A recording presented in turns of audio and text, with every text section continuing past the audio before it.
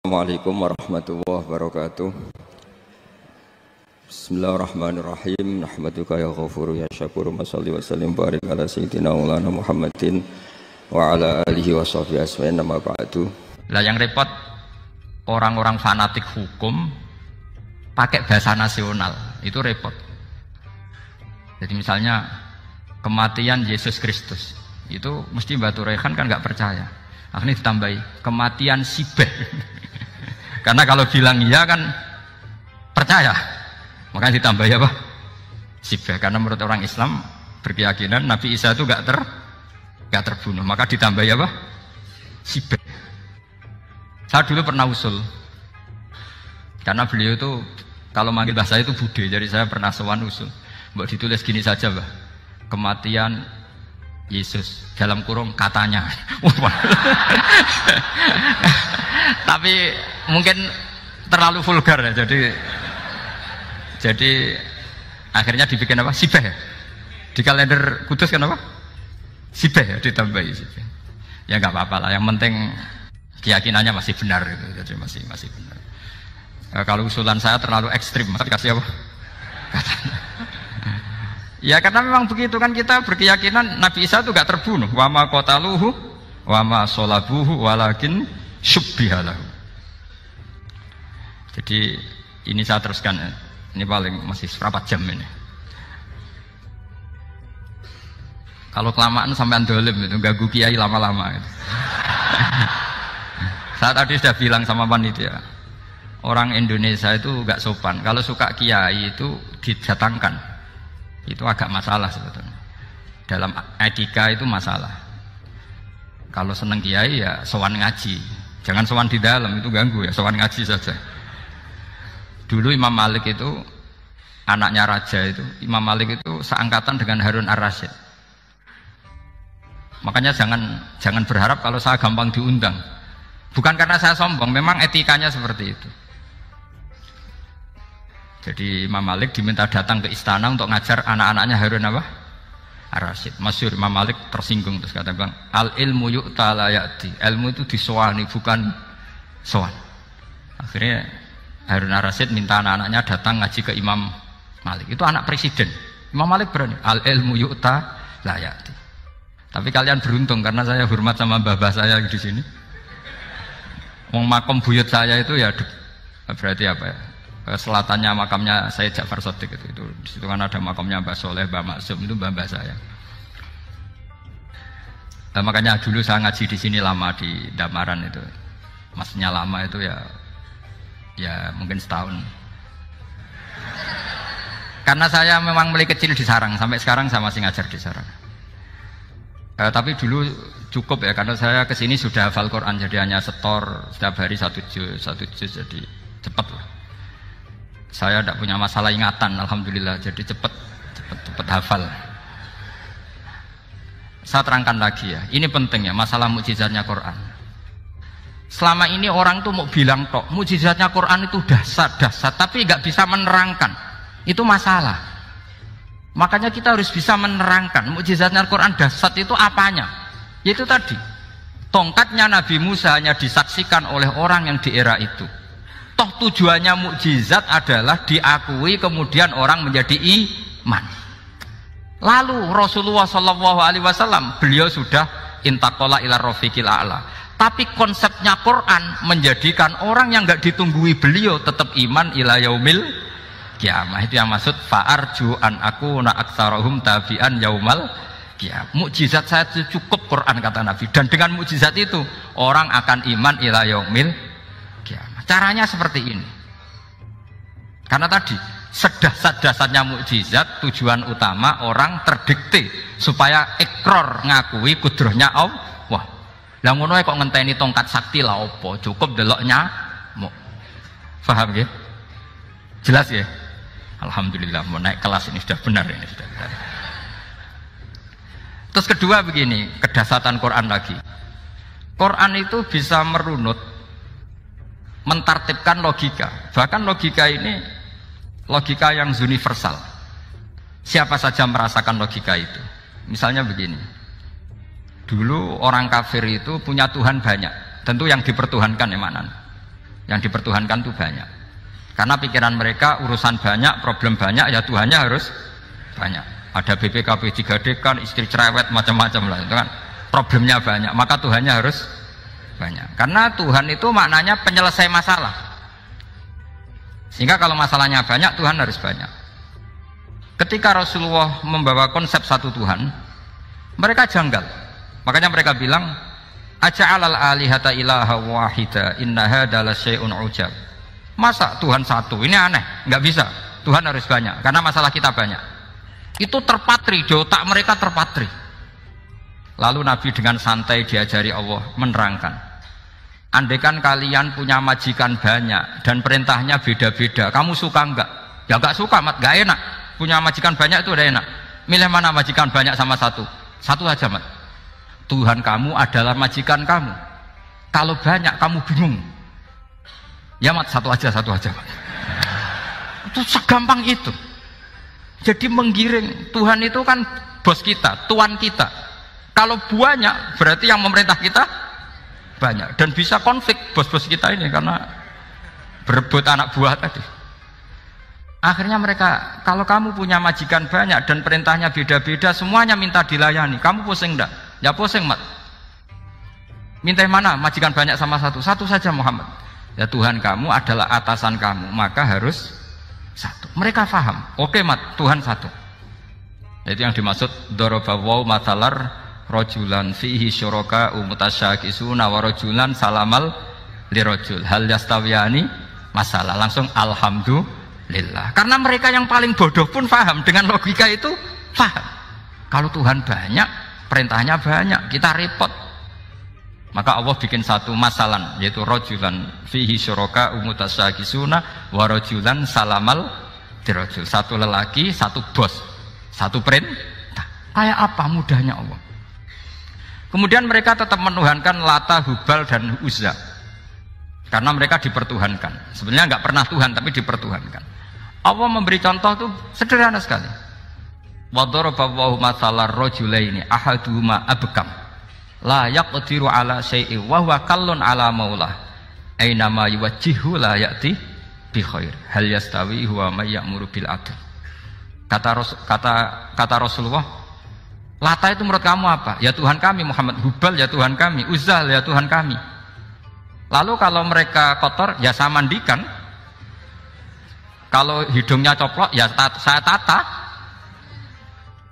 Terus kata Rasulullah begini, kamu mau nggak punya budak atau pembantu yang buta, tuli, bisu? Kamu mau nggak punya pembantu? Pembantu loh ya, pembantu itu budak zaman dulu. Kamu mau nggak punya pembantu yang buta, yang tuli, yang bisu? Wah gak doyan, mat. Gak apa pembantu ngono. Yang pembantu saja kamu nggak mau yang gitu, kok malah punya bos begitu? Orang yang tuli, yang bisu, yang kopok, jadi pembantu saja nggak layak, kok malah jadi pangeran. Paham ya? Arca dan berhala itu kan nggak bisa apa-apa. Kamu mau gaji ngasih THR pembantu yang kopok, bisu, picek? Mau? Wong jadi pembantu saja nggak sah, kok mau jadi apa? Tuhan atau jadi majikan? Jadi Allah bikin contoh gampang sekali. Wa daraballahu mathalar rajulain ahaduma abkam la yaqdiru ala syai'in, enggak bisa apa saja. Wa wakallun amala maulah, anane ngrepoti tok. Inama yuwajjihu la yati bi khair. Tapi intinya berpikir seperti tadi itu salah, bahwa kalau saya berjasa banyak harus mendapat apa? Ini cara berpikir orang-orang Khawarij. Begitu juga era Sayyidina Umar, era Sayyidina Utsman, Ali. Itu juga ngalami orang-orang yang ekstrim. Misalnya begini, saya contohkan korban-korban ekstrim yang real. Sayyidina Ali itu masyhur, dia punya musuh besar namanya Muawiyah. Karena permusuhan ini tidak bisa dihindari. Jadi kalau dalam fikih Islam ini, anak-anak saya ajari fikih, kalau orang mukmin membunuh orang mukmin itu hukumnya dosa besar apa kecil? Besar. Itu di bab kisos. Tapi orang fikih itu unik. Di fikih itu ada kitab usial namanya. Di takrib ada kitab usial. Dan di situ ada penjelasan mangkutila duna mali fahuwa syahid. Orang yang dibunuh karena membela hartanya atau keluarganya, itu dia mati syahid. Kalau dia posisi membunuh, maka malingnya atau penjahatnya muhaddarun damu, nggak punya hak nuntut kisos karena dia anggap nggak ada artinya darah. Nah sekarang begini, suatu saat ada garong ke rumah Anda, ingin membunuh Anda karena ingin mengambil harta Anda. Anda ingin ingat status mukminnya atau status garongnya. Terus kamu mau dibunuh diam aja. Saya tidak mau membunuh orang apa? Mukmin atau membunuh orang muslim. Nah, kesulitan yang dialami Sayyidina Ali seperti itu. Orang-orang Khawarij cara berpikir entah Ali ku geblek. Wong mukmin kok pengen mateni mukmin. Muawiyah yo geblek pisan. Wong mukmin kok pengen mateni orang mukmin. Padahal suasana sudah kacau. Ketika seorang penjahat mau membunuh yang punya rumah dan yang punya rumah ingin membunuh penjahat, itu namanya mukmin bentrok sama orang mukmin. Apa orang benar sahibul hak ingin mempertahankan haknya? Tidak sampai saya tanya. Itu sahibul hak, yaitu yang punya rumah ingin mempertahankan haknya. Meskipun dalam duel ini kadang terjadi pembunuhan. Nah di sini ini ya, ulama ahli sunnah menyebut masalah istihadiyah. Kelompoknya Sayyidina Ali mempertahankan nyawanya meskipun dengan cara membunuh pasukan Muawiyah. Pasukan Muawiyah juga mempertahankan nyawanya meskipun harus membunuh pasukan Ali. Zaman itu susahnya istihad seperti itu. Tapi orang Khawarij cara berpikir enggak, ini biang keladi masalah itu Ali sama Muawiyah. Akhirnya mereka malah rapat, ya sudah dua-duanya bunuh saja. Ya masyhur itu, akhirnya Sayyidina Ali dibunuh oleh orang Khawarij. Makanya ini penting ya, pentingnya ngaji seperti ini. Jadi kamu harus dilatih berpikir nubuwah. Ya dilatih berpikir apa? Nubuwah, disebut al ulama warasatul. Meskipun dengan cara yang ekstrim, tapi pikirannya saja, jangan perilakunya. Saya punya contoh sekian kasus, sekian tragedi. Misalnya begini. Saya itu dulu punya teman, dia soleh, bisa baca Fathul Mu'in. Dia itu janggal, bilang sama saya, Gus, tidak biasanya Rasulullah itu agak-agak nyindir orang fakir. Ini kok ada hadis kadal fakru ayakuna kufur, bahwa kefakiran itu mendekati apa? Kekufuran. Dia itu aneh sekali. Biasanya tidak biasanya Rasulullah kritik seperti itu. Walhasil ini singkat cerita, anak ini ngalami satu trauma. Dia itu miskin. Gara-gara miskin gitu jadi burunya orang non muslim. Dan sering disuruh nganter majikannya itu ke tempat-tempat lokalisasi. Dia mulai mikir, ini gara-gara fakir saya harus nganter orang ke lokalisasi. Mulai ingat dia, sedekah Rasulullah, ini gara-gara fakir saya jadi pengantar orang ke lokalisasi. Suatu saat majikannya itu benar-benar bangkrut, malah tidak disuruh nganter. Pokoknya carikan yang cantik bawa sini. Positif, waduh. Nah, dia akhirnya walhasil lari terus keluar. Terus dia cerita betapa ekstrimnya fakir, sehingga gara-gara fakir saya harus jadi penolong orang yang mau apa mak? Maksiat. Anda boleh berpikir ekstrim, tapi ekstrim dalam melawan kemungkaran itu tadi. Saya nggak boleh jadi fakir, tapi takutnya fakir yang nanti jadi alat kemaksiatan. Imam Ghazali juga punya contoh seperti itu. Imam Ghazali pernah marah besar ketika tren di Baghdad itu orang belajar fikih semua. Hatta la yakuna thamma tabibun illa min ahli dhimmah, kata beliau. Sampai di Baghdad itu tidak ada dokter kecuali orang kafir dhimmah. Akhirnya kalau ada ulama sakit, saya masih ingat pas kecil, kalau ada ulama sakit itu tidak boleh dibawa ke rumah sakit. Takutnya ketemu dokter non muslim malah disuntik langsung apa? Mati. Akhirnya ulama saat itu berfatwa, orang Islam harus ada yang jadi dokter. Banyaklah gus-gus yang sekolah ke dokter. Yang masyhur seperti Sahal bin Abdul Fattah. Itu dulu putranya Ki Fatah yang menolong Mbah Mahfud saat sembunyi. Saking idolakannya Basal, anaknya dinamakan Sahal, tapi dia jadi dokter spesialis bedah. Begitu seterusnya urusan negara. Dulu itu orang jabat itu tidak boleh, karena jabat itu dekat dengan syubhat, dekat dengan haram. Tapi gara-gara pejabatnya non muslim, kalau bikin aturan ya ala non muslim. Ulama akhirnya sadar, andikan kita yang jabat pasti tidak seperti itu. Bisa bikin perda ini, bisa bikin pelaturan begini yang menguntungkan Islam. Nah, jadilah banyak pejabat yang sekarang muslim. Tempat-tempat maksiat di obrak-abrik sama Satpol PP macam-macam. Kita untung. Tapi kalau orang-orang Khawarij pikirannya pokoknya pejabat itu dekat dengan haram, dekat dengan syubhat. Padahal dengan kita jabat bisa bikin perda atau apa yang menguntungkan Islam. Kemudian menjadi masalah baru secara fikih. Ini adik-adik dengerin biar kulino senam fikih. Kalau caleg soleh, misalnya Mas Nadif nyaleng, ini tadi tak guyoni, mau jadi bupati ndak kali ya mau usah dukung. Jadi misalnya gini ya, Zaid sama Bakar, misalnya Bakar itu orang soleh, mau jadi calon lurah.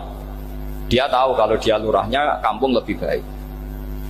Kalau yang jadi ini Zaid, itu kampung itu rusak karena dia suka dugem, suka macam-macam. Kemudian Zaid ini pasti jadi karena beli suara. Misalnya per kepala itu dibeli 50.000. Bakar ini kalau nggak beli suara kalah. Padahal dengan kalahnya Bakar artinya kemenangan kemungkaran. Itu zaman era Fathul Mu'in, muridnya Ibnu Hajar Al-Hitami. Ibnu Hajar muridnya Abu Zakaria Al-Ansari itu fatwa. Yang soleh ini wajib beli suara, bukan boleh, wajib beli suara. Tapi ini namanya tidak nyuap, perlu dicatat. Ini namanya tidak nyuap. Jadi tidak bisa kamu kaitkan misalnya ar-rosi wal murtasi finnar. Yang nyuap maupun yang menerima suap adalah sama-sama di neraka. Tidak bisa seperti itu. Karena logikanya dibalik. Sekarang Bakar ini beli suara itu untuk membeli kebenaran, untuk mengawal kebenaran. Zaid beli suara untuk menopang kebatilan. Berarti namanya Bakar ini penyuap atau pembeli kebenaran? Pembeli kebenaran. Ya, harus dibedakan. Nah, ini pentingnya ulama. Memang nyatanya seperti itu. Yang dikatakan nyuap, riswah itu adalah membayar uang li'ibtolil haqqi, untuk membatalkan kebenaran atau membenarkan kebatilan. Itu namanya nyuap. Tapi kalau mengeluarkan uang untuk menghakkan barang hak dan membatalkan barang batil, itu namanya uang perjuangan. Nah, ini pentingnya mikir. Jadi ulama itu mulai dulu sudah berarti. Nah, sekarang sudah banyak orang-orang khusyuk yang biasa di masjid itu khusyuk. Kalau ditanya zaman akhir rusak kabeh, wong soleh-soleh wis nyuap. Kalau orang soleh ini tidak nyuap ya tidak jadi. Kalau nggak jadi mereka nggak ada yang jadi DPR, nggak ada partai Islam, habis malah Indonesia. Saya itu punya kenalan banyak pakar-pakar di Jakarta, itu cerita saya, Pak Bahak. Indonesia itu solusinya gampang. Kita ini punya Bali, punya Batam. Itu kalau Bali dimakaukan, Batam dikayakan Hollywood. Amerika kaya itu bukan karena hebat. Pornografi dijual, tinju di Nevada itu dijual, di Las Vegas dijual, apa saja dijual. Kok tidak kaya itu gimana? Sementara Indonesia mau aur-auran gitu sungkan partai Islam. Sebenarnya Indonesia gampang, kalau ingin kaya Bali itu dikayakan Hollywood atau dikalahkan Makau jadi kota judi, Batam dijadikan kayak Las Vegas. Itu transaksinya pasti triliunan. Orang gamane wong muda dijual, judi dijual, orang tinju dijual. Tapi gara-gara ada partai Islam, nyari rumus solusi ekonomi itu yang tidak seperti itu. Akhirnya kangelan, akhirnya rapati suka. Tapi barokah, tetap barokah partai apa? Yang menangnya caleg-calegnya rata-rata ya beli. Kalau tidak beli habis. Saya bukan menghalalkan nyuap, tidak. Kalau nyuap tetap haram ila yaumil qiyamah. Tapi kalau suratul masalah seperti ini kamu mengatakan suap, itu beda. Ini suratul masalah yang tidak ada kaitannya dengan suap. Asal lawannya batil ya. Kecuali lawannya sama-sama hak. Dua calon di kampung itu soleh sama soleh. Ini yang soleh bayar nggak boleh, karena siapapun yang jadi soleh itu nggak boleh. Makanya kalau dari musuh yang dolim biar halal ya. Iya, saya pernah ditanya seorang dosen, Gus, saya ini kalau baca sejarah perang Badar atau perang Uhud, yang saya tidak nerima itu satu. Kenapa setiap ghanimah harta orang kafir dan istrinya orang kafir kok disita orang Islam? Dan yang perempuan jadi amat, kemudian juga digauli orang Islam. Yang hartanya orang kafir juga jadi asetnya orang Islam. Kok kayak garong? Dia tanya seperti itu sama saya. Terus saya jawab, kalau sampean ada garong dan kemudian bawa senpi senjata api, kemudian garong Anda, penjahat Anda lumpuhkan, ya senpi itu harus Anda kembalikan. Monggo penjahat ini kagungan jenengan beto wangsul. Karena ada milik Anda, harus dikembalikan. Wah, tidak bisa Bapak, kalau saya kembalikan pasti dipakai jahat lagi, dipakai kriminal lagi. Ya sama, kalau asetnya orang kafir dikembalikan ke orang kafir akan menjadi aset kekafiran lagi untuk menghancurkan kita. Nah, perempuan juga sama. Perempuan itu alat produksi. Jika perempuan tadi dikembalikan ke orang kafir, maka kamu menolong populasi orang kafir. Ya seperti itu. Paham ya? Makanya disita dalam perang loh ya, tapi dalam perang yang legal. Nah itulah kenapa amat halal. Makanya di Quran itu illa ala azwajihim aw ma malakat aymah. Paling enggak itu masih ada ulama atau pemikir atau ustadz siapa saja yang bisa memahami logika apa? Islam. Nanti kalau ulama ini sudah meninggal, orang akan mencibir Islam dengan cara mengatakan Islam itu jahat, yaitu menyita hartanya orang kafir dan istrinya orang kafir setiap kali terjadi perang. Karena pemikiran ini pasti sama-sama kutubnya, sama-sama ekstrim. Nah ini penting saya katakan. Makanya masyhur itu perdebatan Sayyidina Ali dan Muawiyah. Ini saya kutip sedikit. Ini ya sama-sama berpikir ekstrim, tapi ekstrim yang baik. Walhasil dalam satu kerja bakti di Masjid Kuba, itu ada sahabat namanya Ammar. Ini di depan umum, ini penting. Kalau dalam ilmu hadis di depan umum ini penting karena nanti menjadi mutawatir. Beda dengan hadis yang Nabi ngendikan sama 1-2 sahabat, namanya hadis ahadi. Di depan umum Nabi guyon gini sama Ammar, ya Ammar waihak qatuluka alfiatul baghiyah. Ammar, kamu ini nasib kamu itu agak sial. Karena nanti yang membunuh kamu itu kelompok yang tidak benar. Alfiatul baghiyah itu kelompok yang tidak benar. Itu disaksikan sekian sahabat. Walhasil suatu saat Ammar ini ikut perang dan ikut pasukannya Ali dan terbunuh oleh pasukannya Muawiyah. Seneng Ali. Walhasil Ammar ditemuin sama Ali. Ya Muawiyah, al-ana dhuhara bi anna fi'ati haqqun wa fi'ataka baghiyah. Sekarang kelihatan siapa yang benar.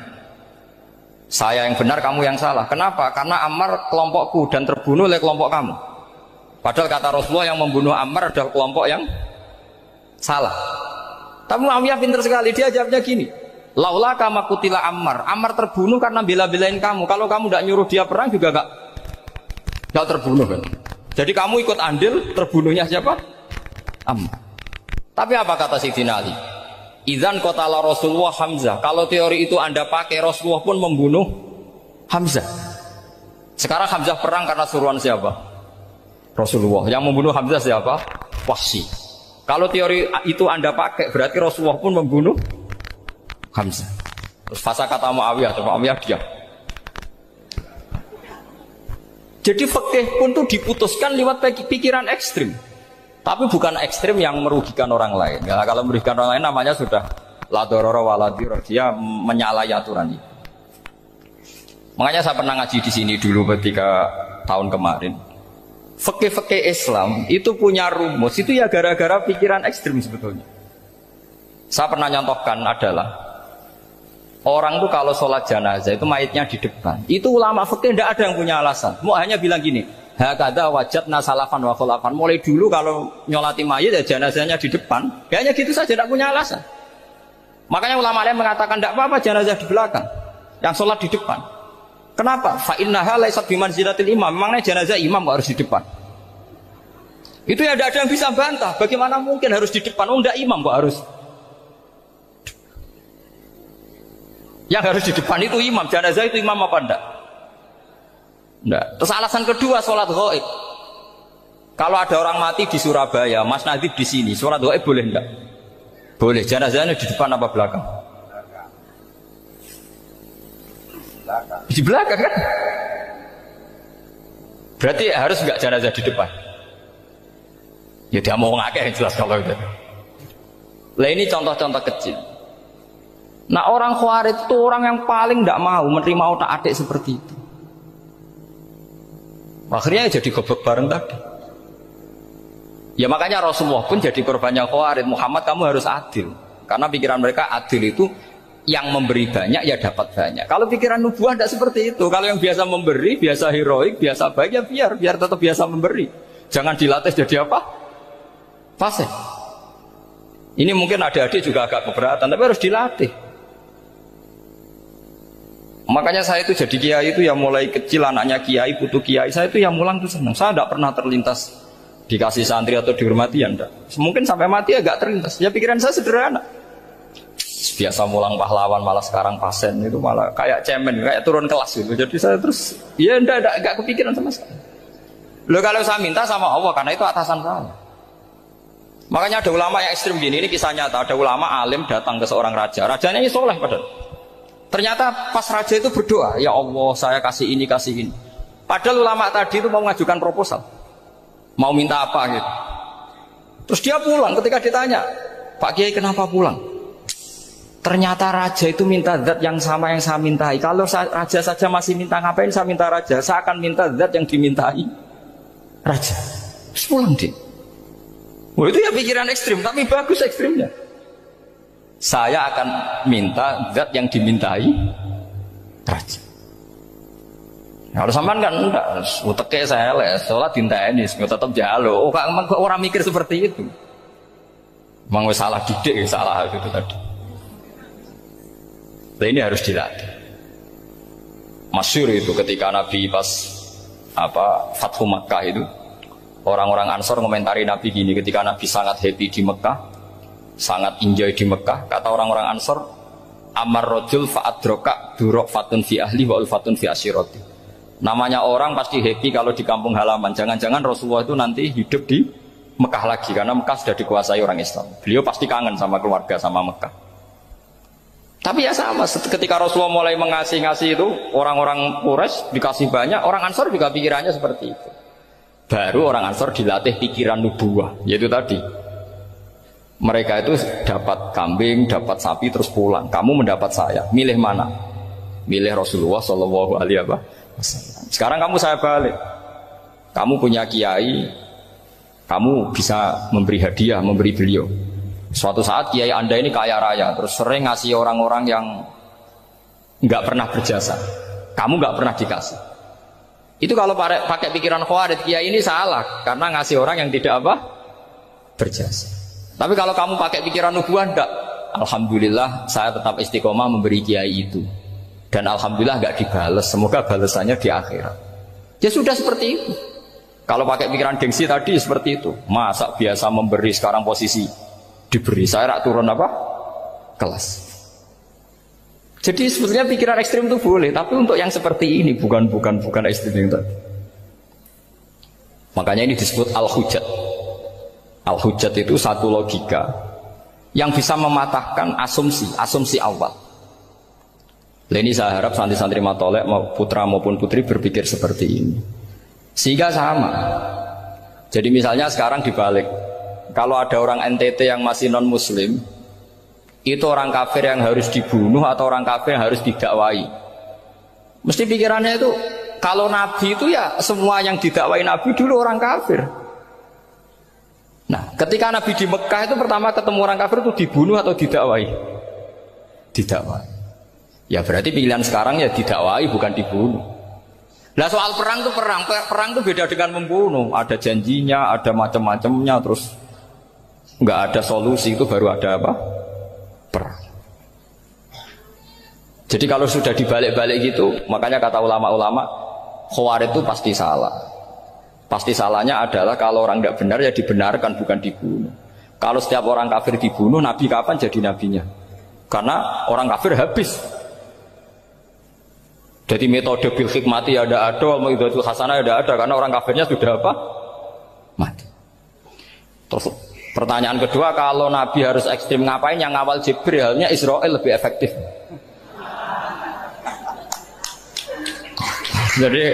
Jadi kalau sama-sama ingin ekstrim, Nabi itu nggak usah dikawal Jibril, kan tidak efektif kan?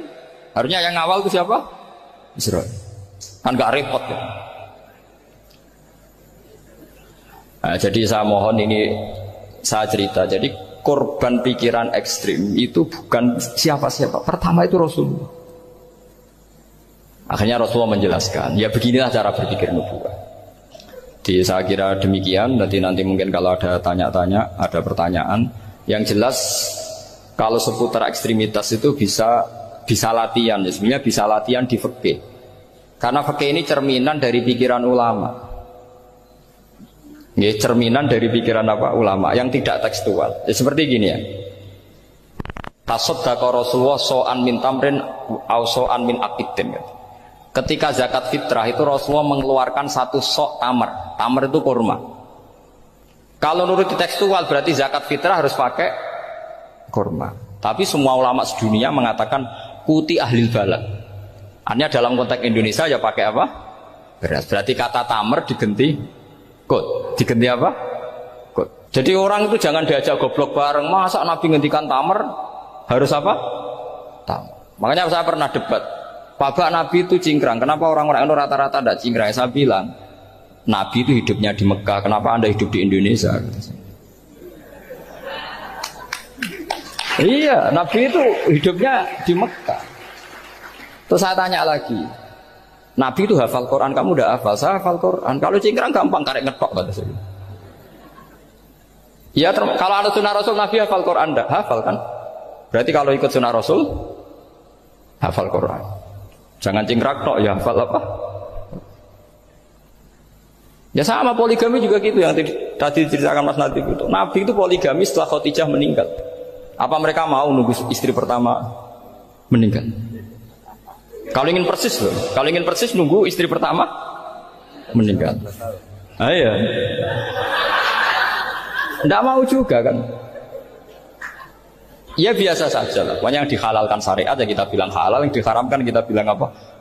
Tidak usah sok suci sunnah Rasul. Saya punya banyak cerita. Abu Bakar itu dulu sering menghindari sunnah Rasul. Dulu Rasulullah itu kalau ada orang minta ya dikasih. Ketika era Abu Bakar bikin Baitul Mal. Ketika ditanya ini zaman Rasulullah tidak ada. Kata Abu Bakar, huwa Rasulullah. Beliau itu Rasulullah. Mau gak dimanage ya negara tertib. Umar bikin pasukan itu diangkat negara. Kalau dulu zaman Nabi yang ikut perang bahaya, yang tidak perang namanya munafik. Era Umar tidak, militer itu ditunjuk. Ya digaji pakai Diwanul Murtaziqah. Ketika ditanya kenapa tidak kayak Rasulullah, huwa Rasulullah, mbok tidak tertib pun tetap negara stabil. Karena ada karismanya. Jadi kadang-kadang dalam banyak hal itu kita malah tidak boleh persis Rasulullah karena kadang banyak khususiyah. Yaitu contoh yang paling masyhur di fikih ya kayak Nabi itu nikah 9 itu khususiyah. Dalam strategi juga sama. Dalam strategi memanage negara juga sama. Banyak sahabat yang punya ide yang zaman Nabi itu tidak ada. Ketika ditanya, kenapa tidak persis Nabi? Katanya, huwa Rasulullah. Ya Rasulullah itu meskipun seperti itu, meskipun tidak tertib secara rasional, tetap dikawal wahyu. Makanya negara baik-baik saja. Kalau saya ini hanya Abu Bakar, kalau tidak ya repot. Umar ya sama, bikin Diwanul Murtaziqah. Utsman juga sama, di-manage negara. Sayyidina Ali juga di-manage. Kalau Nabi tidak. Tapi tidak apa-apa, karena ada karisma. Sama tak cerita nih, masalah zakat yang masyhur. Orang paling bakhil sekalipun, paling kikir sekalipun itu zaman Rasulullah bayar zakat. Karena pikirannya setelah zakat dikasihkan Rasulullah mendoakan. Khudh min amwalihim shadaqatan tutahhiruhum wa tuzakkihim biha wa sholli alaihim inna sholataka sakanul lahum. Era Abu Bakar enggak. Sorry ya Abu Bakar, dulu kita zakat sama Rasulullah karena didoakan beliau. Kamu hanya Abu Bakar, saya tidak mau zakat.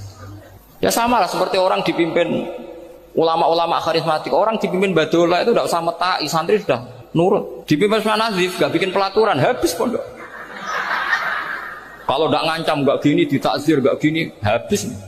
Zaman badola dehem tok santri wedi. Mas Nazif dehem enggak. Nah, makanya Rasulullah itu tidak banyak bikin pelaturan. Rasulullah itu kalau mau perang itu hanya bilang sahabat, saya besok ditantang Abu Sufyan di sini. Saya mau perang. Oh itu sahabat ikut semua. Orang melihat wajahnya, melihat karismanya sudah tertarik ingin menyelamatkan beliau. Kita-kita tidak akan ridho Rasulullah keluar sendiri. Kalau Abu Bakar ya tidak. Pertama Abu Bakar pidato sudah sopan. Saya memimpin kamu. Ini qatwul litu walastu khairikum. Saya ini memimpin kamu, tapi bukan berarti saya yang terbaik. Jika saya benar maka dukunglah. Kalau salah ingatkan. Itu pertama orang-orang bilang apa? Fawwah la uqiman nakabisef. Nanti kalau Anda salah tak ingatkan pakai pedang. Ya karena hanya Abu Bakar bukan Rasul. Jika diaturlah ini ada militer, ada pengawal, ada Baitul Mal. Era Umar lebih modern lagi, ada Diwanul Murtaziqah, ada macam-macam. Ya Rasulullah nggak ada. Nah sekarang orang sidik-sidik muni sunnah Rasul, padahal ada sunnah Rasul yang khasnya Rasulullah sebagai nubuwah. Ya, khasnya Rasulullah sebagai apa? Nubuwah. Coba Nabi itu istrinya 9, semuanya cerita tentang tahajudnya Nabi, witirnya Nabi. Apa kira-kira Mas Nadif kalau punya istri 4 ceritanya tentang tahajudnya Mas Nadif? Kan enggak. Nah, jadi saya mohon, sebetulnya pikiran-pikiran ekstrim itu karena tidak mau belajar. Enggak mau belajar. Kalau mau belajar itu kata Imam Ghazali itu dalam kitab Imla, Al-Imla fi Iskalatil Ikhya itu. Fal ma'ani awsa'u minal ibarat. Yang namanya ma'ani itu awsa'u apa? Minal ibarat. Jadi yang fal ma'ani awsa'u minal ibarat. Jadi yang namanya makna itu lebih luas minal apa? Ibarat. Nah, ini contoh yang paling nyata ya Sayyidina Ali. Ketika Sayyidina Ali perang sama Muawiyah, itu Sayyidina Ali bilang sebaiknya Muawiyah kirim delegasi, mediator. Saya juga kirim mediator. Terus orang-orang Khawarij karena tadi tekstual. Mahada ya Ali. Ini apa ya Ali? Lam yujad fi kitabillah. Aturan mediator itu tidak ada di Quran. Bahwa kalau kita perang harus ada mediator itu tidak ada. Terus Sayyidina Ali baca ayat wa in khiftum shiqaqa bainihima fab'atsu hakaman min ahli wa hakaman min ahliya. Jika lelaki dan perempuan, suami istri terjadi shiqaq, terjadi konflik, maka suami kirim satu mediator, yang pihak perempuan juga kirim mediator. Terus Sayyidina Ali ngendikan wa amru Muhammad a'dhamu min amri rajulin wa imra'atin. Urusan umat Muhammad lebih serius ketimbang urusan hanya sekedar suami dan istri. Maka kita butuh hakam, butuh mediator. Baru 4.000 orang Khawarij tobat mengikuti pikirannya Sayyidina Ali yang tidak tekstual. Sama seperti zaman Rasulullah. Ketika Rasulullah mau perang Badar, saya ini mau perang Badar kata Rasulullah, musuh saya itu 1.000 lebih, kalian hanya 313, apa kita teruskan? Itu sahabat langsung bilang gini, saya itu hafal teksnya. Idzan la naqulu laka kama qalat banu Israil fathab anta wa rabbuka faqatila inna hahuna qa'idun walakin idhab anta faqatila inna ma'akum muqatilun. Ini kelihatan sekali bahwa para sahabat sudah ada tekstual. Orang-orang Bani Israel ketika melihat Musa katanya sakti dan orang dekat Allah, itu cara berpikir orang Bani Israel gini. Walhasil ada perintah supaya Musa itu merangi kaum Jabarin. Orang Jabarin ini gagah-gagah, pikirannya orang Bani Israel, Musa kami itu sakti dekat Allah, ya sudahlah sama Allah saja sana, tak tunggu di rumah kabarnya. Itu kan sama dengan santri Ismedit, Rohia ini suga, Uskiyaku suga, serasa tak pikir kan seperti itu. Ya sama seperti itu. Nabi ku kekasih Allah, mesti perang menang. Serasa tak ewangi mesti menangis. Fadhab anta wa rabbuka faqatila inna hahuna qa'idun. Ya sudah kamu berangkat saja sama Tuhan, tak tunggu di rumah. Tapi apa kata para sahabat Ansor ketika Nabi minta supaya mereka dukung di perang Badar? Langsung bilang, idzan la naqulu laka kama qalat banu Israil. Kita tidak akan bermental kayak Bani Israil. Ini tekstual apa enggak? Mereka punya mafhum, punya pikiran. Cara Mas Nadif punya kreatif bahwa ini mental yang bejat, kita tidak akan meniru seperti itu. Itu sahabat. Jadi dulu sahabat itu makna di Quran juga ada tekstual. Jadi bisa memahami. Nah sekarang orang memaksa semuanya harus tekstual. Ya meskipun tadi jangan terlalu liar terus menjadi liberal. Tapi saya tidak tahu kalau contohnya Mas Nadif tadi pakai kondom, sistik kondom tidak tahu. Itu pikirannya Jil apa Mas Nadif tidak tahu saya itu. Itu tidak tahu. Kok sampai sembeling itu saya tidak tahu. Kok lagi juga kalau tidak bisa nyontohkan yang di luar itu, saya itu ya tidak tahu. Mulai dulu ilmunya seperti itu terus gitu. Ya tidak tahu lagi. Jadi mulai dulu zaman Nabi pun itu sudah ada pikiran-pikiran seperti itu. Jadi tekstual atau harfiah itu ya enggak. Nyatanya sahabat langsung bilang idzan la naqulu laka kama qalat banu apa? Israil. Ad-dinu yusrun wala yusyadha hadatina ahadun illa ghalabahu. Yasiru wala tu'assiru basyiru wala tunaffiru. Makanya gue usah sok suci, hidup itu gak ada pilihan.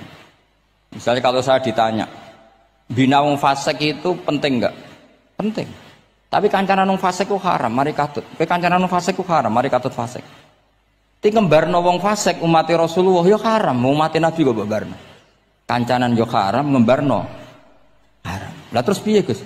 Ya ora piye-piye. Ayo saiki misalnya kowe ngembarno wong ayu tiba ning dalan, haram to ora? Haram. Terus mbok gendong, haram to. Hidup itu tidak banyak pilihan. Jadi Dilema dari guru-guru dilema. Makanya apa ya seperti itu istafti qalbak takokno atimu. Motive nulung iku nulung apa sahabat? Ya sudah seperti nggak ada pilihan. Motivem kancanan wong fasik iku mergo enak kancanan wong fasik. Delok dangdut pantes apa ya pantes. Apa motifmu didik? Ayo rata-rata ke kancanan wong fasik motifmu didik apa enak kancanan wong fasik? Enak. Haram berarti. Ya seperti itu. Memang banyak sesuatu yang apa? Makanya banyak ulama ngendikan banyak perilaku duniawi yang menjadi amal ukhrawi karena niat. Juga sebaliknya banyak perilaku ukhrawi yang akhirnya menjadi duniawi juga karena niat. Makanya niat itu diatur sedemikian rupa. Nah, ini juga sama. Duduk tasahud akhir. Ayo. Duduknya dulu, duduk tasahud baca sholawat. Itu satu paket. Makanya al-at-tasek wal asir wal hadi asar at-tasahud wa qu'uduhu wa sholat ala nabi sallallahu alaihi wasallam. Fatasahudu mongkoti tasahud wa qu'uduhu lan lungguh tasahud. In aqobahuma lamun ana sing maca akibat tapi sami nggih. Lamun mungkasi utawa nyusuli huma ing tasahud lan qu'ud apa salamun salam iku ruknani berarti rukun karone. Jadi tasahud yang diakhiri salam itu berstatus rukun. Berarti tasahud awal berstatus sunnat karena tidak diakhiri salam. Jadi nak wonten tiyang traweh kok 4 rakaat langsung salam itu enggak bisa dikatakan batal karena statusnya tasahud awal napa? Sunnat. Ya. Tapi kalau traweh itu sudah monggo kalau tarawih itu sudah menjadi alamiah, jadi biasanya ulama berdebatnya begini, ini dengerinnya. Kata tarawih itu alamiah, apa implementasi dari Qiyamul Lail? Ayo jawab. Tarawih itu alamiah, apa implementasi dari Qiyamul Ramadan? Kalau kamu katakan Qiyamul Ramadan, maka ada orang tarawih langsung 4 rakaat tanpa tasahud awal, harus kamu katakan sah karena tasahud awal berstatus sunnat. Tadi kan dikatakan tasahud yang wajib itu yang diakhiri salam, berarti tasahud awal sunnat. Di mana-mana kalau sunnat boleh ditinggalkan. Yeah. Tapi ada ulama yang agak ekstrim mengatakan begini cara berpikir, tarawih itu alamiah. Alamiah artinya yang dikatakan tarawih. Yang dikatakan tarawih adalah sholat 2 rakaat dengan 1 salam. Paham ya? Artinya kalau 4 rakaat dengan 1 salam itu namanya tidak tarawih. Paham ya? Makanya seperti itu tuh ya gak usah diperdebatkan. Seperti gini, sampean kalau sholat witir aku yakin akeh sing batal, cuma pangeran maklumi. Aku yakin akeh sing batal tapi pangeran maklumi. Jadi disahno, kenapa sah? Dimaklumi Allah Subhanahu wa taala tadi. Kamu kalau witir kan 2 rakaat dulu. 2 rakaat setelah itu. Sekarang pertanyaan saya, ketika 2 rakaat kowe niat tembi. Wong niate witir kok genep. Ya kan? Apa? Lah pertanyaannya begini, ketika rakaat ini minal witri, kemudian orang ini ternyata enggak nerusno sing sak rakaat. Itu sah sebagai witir apa sholat biasa? Loh, ada nih ya. Murid temu beling-beling ya.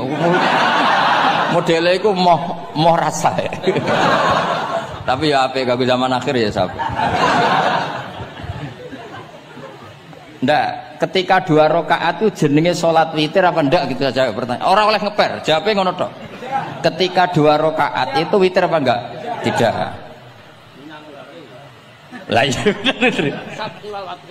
Lah iya ikut paket witir. Berarti niatnya sampean gini, ya Allah saya sholat 2 rakaat, ini paket witir loh Gusti. Makanya shollu sunnatan rakaat ini minal witri. Jadi seperti itu kan bingung kita. Nah sekarang begini, ndak ini latihan fikih karena saya pengajar fikih. Kalau ada orang sholat, ya saya ulang lagi ya. Ada orang misalnya begini, ada orang sholat, terus sarungnya itu pas sampai dengkul, sampai lutut. Kalau dia rukuk pasti jengking pupune ketok. Iku batale ngenteni wis rukuk apa mulai pertama batal? Enggak jawab betul. Apa? Ketika rukuk? Apa mulai berdiri sudah batal? Ketika rukuk. Awas eling-eling ya. Ndak ini undian berhadiah. Itu di Asbawan Nadhair itu ada pertanyaan gini. Lalu yang dikatakan sholat itu apa? Yang dikatakan sholat adalah satu akwalun wa af'alun muftatahatun bitakbir muhtatamatun. Nah, lalu ketika dia rukuk itu batal. Batal yang batal apanya itu Pak? Wong dia belum berbentuk sholat. Berbentuk sholat itu kan kalau sudah absolut sampai salah. Yang batal itu apanya? Wong sholatnya rong kasil lah. Bingung tuh sampai mesti. Jadi makanya pertanyaannya itu apa ya? Fikih itu kadang ya sudah seperti itu memang angel. Makanya kalau kamu melihat perempuan itu di takrib itu melihat perempuan yang ajnabiyah itu haram kecuali untuk sekian hal. Termasuk mulang muamalah. Ngopi dianggap muamalah repot. Sekarang pertanyaannya, kamu ngopi demi melihat apa melihat untuk ngopi? Nggak jawab. Dan anak niatnya ngopi, mestinya kan brewok lah ya di ngopi ini kan gitu. Cek bakule brewok, cek bakule kumisen. Kopi nah. Nah kira-kira agak haram itu mesti begini. Saya sama Habib Ali jalan ke Jakarta terus ngantuk ngopi. Kebetulan bakule ayu insya Allah halal karena orang niat. Nak sampean kan gak apal. Oh sing pojok kono wae. Wah itu mesti haram itu tak jamin itu. Goblok ngopi kok ning kene ning kono wae. Kalau saya sama Habib Ali enggak. Jadi ya mlaku-mlaku ngantuk ngopi. Kebetulan bakule ayu. Ya terus wong kene wong saleh ya cepet ya ini bahaya iki. Nak pas umat saleh ya gitu. Kalau enggak pas wah cocok ya. Lah mulai ngomong cocok itu masalah kan. Makanya pertanyaannya itu yang halal itu nazar li taklim apa taklim li nazar? Apa? Nazar, mbok kowe sing muni. Jadi itu masalah-masalah fikih memang. Makanya kalau berteman orang fasik itu hati-hati ya. Kalau itu kamu lihat umatur Rasulullah sallallahu alaihi wasallam yang perlu kamu selamatkan, yang perlu kamu bina, jenenge tarbiyatul fasik, membina orang fasik. Tapi kalau kamu memang bermental fasik, ini namanya mualah, berkawan sama orang fasik. Itu hukumnya langsung rubah. Kalau mualah ya haram, kalau tarbiyah sunnat atau bahkan wajib. Lan takok bedane piye Gus? Ya takok awakmu. Ya sudah seperti itu, enggak ada jawabannya sudah. Wis engko nang akhirat fa yunabbiukum bima kuntum ta'malun. Wis engko apa piyambak sing apa menghisab. Mun kula terusno nggih. Wa illa fasunnatani wa illam yaqib huma salamun fasunnatani. Terus ini aturan pokok fikih sebenarnya wa kaifa ada jaza. Sebetulnya aturan duduk itu enggak ada. Kamu duduk gaya apa saja itu sah. Wa kaifa ada lan hale kaya apa lungguh sapa wong jaza mengko wenang apa ikilah kuut. Terus tenggene lungguh teng napa? Tasawuf akhir misalnya kowe sila ya sah. Gaya lungguh apa sah? Meskipun ya rada kurang ajar, mau sholat arang-arang wae kok. Tapi secara hukum sah. Jadi misalnya wonten wong desa terus kadang tasawuf akhiru sikile rada mlekang, kadang wis pokoke wa kaifa ada jasa. Jadi pentingnya ngaji ngeten iki paling gak nglahirno husnudzon bahwa aturan duduk itu gak ada. Misalnya aja mentang-mentang sampean khusuk lungguhe bener terus nek ana lungguh rontok metintang sithik wah iki gak sah. Gak tau ngaji, kowe sing ora tau ngaji maca wa kaifa ada jaza.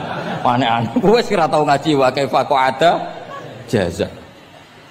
Enak ora tau ngaji malah nuduh. Iso wae sing lungguhe ora bener ku wali malah lara wae. Meskipun agak-agak ya ora. Wali kok lungguhe ngono. Tapi nek misale wali tenan kualat sampean. Wa kaifa ada jaza. Terus hukum itu penting. Sehingga kalau sampean haji tenggene Mekah niku salat itu mau macam-macam. Kula sing nganti saiki iskal tapi wis ora iso protes. Niku lho, Beb. Wong kuat ngadeg nggawa kursi nak salat kok lungguh. Nak teng Indonesia wong salat lungguh ora ngentosi bener-bener lemah. Ning Arab gak kuat nggawa kursi Salate lungguh, engko nak ngarep iku sofa kosong, kursine digowo. Ya lungguh meneh. Batinku lungguh kursi ngalor idul kuat kok salate. Nak teng Jawa iku anggere ngape mati jek salat ngadeg. Kursi nenteng. Jadi ya kalau mboten ngerti nih. Ada lagi yang orang Arab, mungkin Arab Bedui. Itu kalau ada yang nelpon, itu teleponnya dijupuk. Jap soli. Kalau aku dong ditakoi, Gus iku madzhab apa? Aduh, mayo ketoke madzhab goblok. Apa disalahno iku wong Arab? Wong Arab. Ora disalahno iku. Akhirnya debat. Soli iku pirang huruf? Ya telu nak cara nahwu nggih. Sot, lame sitok kan tasdid berarti telu. Telu wis batal lho. Batal. Pas ya. Yo kok pas. Seru wepet. Serepot-repot. Sementing sampean ngerti gitu. Terus salat iku wa kaifa qa'ada jaza. Terus ngerti ngaten iki niati ben husnudzon mbek umat Rasulullah sallallahu alaihi wasallam. Nek sampean gak ngerti ilmu iku gampang suudzon. Lungguh kok ngono ning dinggon salat tasyahud akhir lungguhe yo ngene. Lah lungguh yang dilakukan Rasulullah itu bayangan ideal, standar ideal tasyahud akhir duduke ya kaya Rasulullah sing ditirakno para ulama sampai guru-guru kita. Tapi ku tetep standar afdhaliyah, standar utama. Tapi sakjane wa kaifa ada jaza. Jadi penting. Sanggep ae ben maring husnudzon. Di misalnya orang tasyahud akhir kok ambek swilo ngono wis. Anggap ojo terus aliran iki. Ojo ngono sik. Iki bar ngaji Minhajut Thalibin lagi seneng-senenge praktek ngono. Tapi ya ora pati wali mesti. Wali kok kontroversi aneh-aneh. Cuma umpama ngono kowe aja langsung darani gak sah. Apa meneh nuduh aliran. Wis biasa wae, tapi aja praktekno nggih. Pokoke umume wong lah ben gak kontroversi. Tapi kalau ngadepi wong liya tetap kita keyakinan wa kaifa qa'ada jaza, dengan duduk gaya apa saja sah. Kados sing teng Arab yang gendut lho Beb nak salat kan sikile di slujungno. Mergo jajal tahiyat kados umume tiyang nggih geblek kula nate ora wong gendut nata wetenge kan gak iso. Dadi lungguh sikire bujur. Lah mergo jajal praktekno guling tenan. Nah niku takbire ya wa kaifa qa'ada jaza. Tapi angan-angan ya ora sopan, wong sowan pangeran kok ngono iku terus piye? Lah ya Pak, ini baru kayak ngaji gitu. Terus wong niku ben gampang husnudzon ambek umat Rasulullah sallallahu alaihi wasallam. Mergi kita tuh gak mungkin bayangno donya ideal itu ora mungkin. Kok jeneng roh tiyang tawaf ngono semua macam-macam. Coba misalnya mboten enten pendapat Imam Malik sing darani batale wudu nyuwun sewu lamsu maknane jima. Madzhabe Abdul bin Abbas. Lah sampean tawaf ya mesti rasah, mesti kedemek wong wedok. Kedemeke wong ayu-ayu, kadang kowe ya gelem tenan. Lah itu satu-satunya solusi kita intikal napa? Mazhab. Oh, tetep ra iso ora kedemek. Wis aku ora ganteng lah tetep kedemek. Niat khusyuk gitu tetep kedemek. Apa meneh awale wis rapati khusyuk. Lho kok iso wong khusyuke kedemek. Kalau nanti tawaf pas haji, kalau haji tahun 2012 atau 13 bar tawaf Beb, ini untuk sa'i itu untuk bojone wong ya. Jadi dekne nyongko aku bojone dicekeli pundakku. Wong tawaf wong lanang kan ngomong kan dari belakang kan sama semua.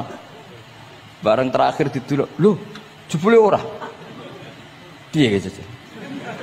Lah aku ya ora krasa lagi usul pangeran coba. Aku coba bayangno kok sampeyan terus krasa mboten. Wah ngenyek wong niku, ngenyek wong niku. Mboten kula pas iku intenan eling pengiran tenan gak krasa ana sing nyekel. Pas niku lho bos sak teruse ra pokoke pas iku. Mergo iku Beb tawaf kula nu setengah 3 esuk. Ya sak fase-faseke wong nak yamono wae eling pengiran to Beb. Dadi pas khusuk-khusuk nganti ana wong nyekel iku gak krasa. Bareng bar tawaf lho jebule wong wedok bojone wong. Wah matane wong. Mulane Quran nak ngelingno kita iku napa? Faman farada fihinnal hajja fala rafatha wala fusuqa wala jidala fil hajj. Jadi potensi fasik ku malah pas haji. Fil haji fi ku ing dalem. Lah kok mboten sebuti teng Arab niku wong nak mboten haji iku wajahe ditutup nganggo cadar.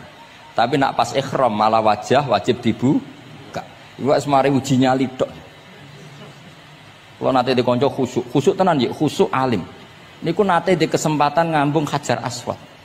Pas sampai ngambung, pas untuk detik ngambung, pas ana wong Turki wayu pas ngambung. Niku cerita teng kula, cara tak terusno Gus. Iku ora kena Hajar Aswad. Kena pipine cah wedok niku. Lho pangeran niku kok iso detiknya sama, Bu. Pas sampai ngambung, pas posisi Turki yo, wayu Gus. Lha iku wong alim eling ayune, ora eling Hajar Aswad. Rezeki. Mulane Hajar Aswad itu ngenes, mulane jare Hajar Aswad aku dhisik putih. Gara-gara dosane Bani Adam dadi ireng. Mane kata yang haji nangis kan termasuk niku, nyesal deh. Jebule wong sing rayu bojone tok wong nuduh wayu kabeh.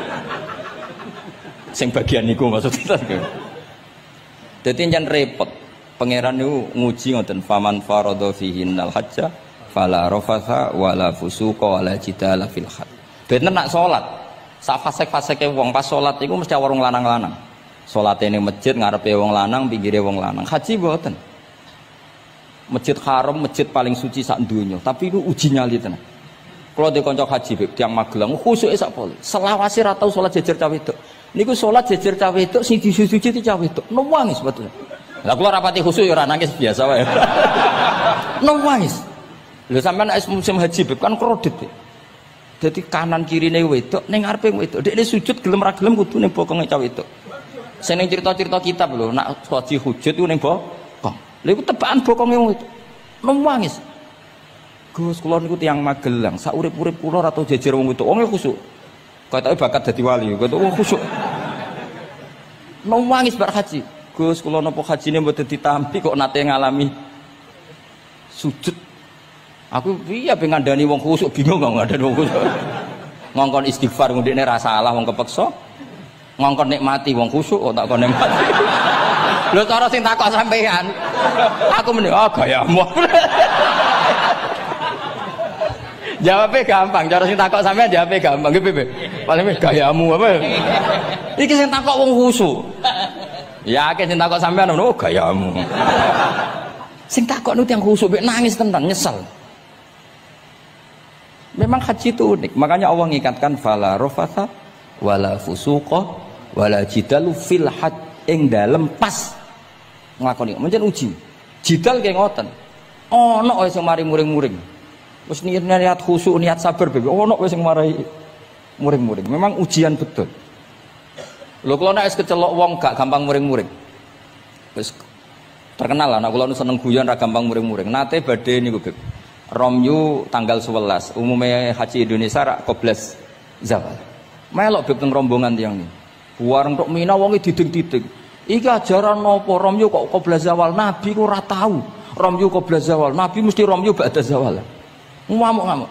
Sakjane kula mboten mutawif, kula mboten kaji gaet, mboten kaji tenan nganggo dhuwit. Nak gaet diamuk wajib meneng ya.